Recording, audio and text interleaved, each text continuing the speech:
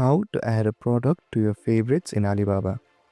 So after you successfully install the app, open it and your home screen should look something like this. So first go ahead and tap on a product that you would like to add on your favorites. Then after tapping on it, you'll see an heart option on the top right corner of your screen. Simply tap on it and that's it. You've now added the product to your favorite. If this video helped you, don't forget to like, share and subscribe and hit that notification bell so you don't miss any of our videos. Thank you so much for watching. Now see you guys in the next video. Goodbye.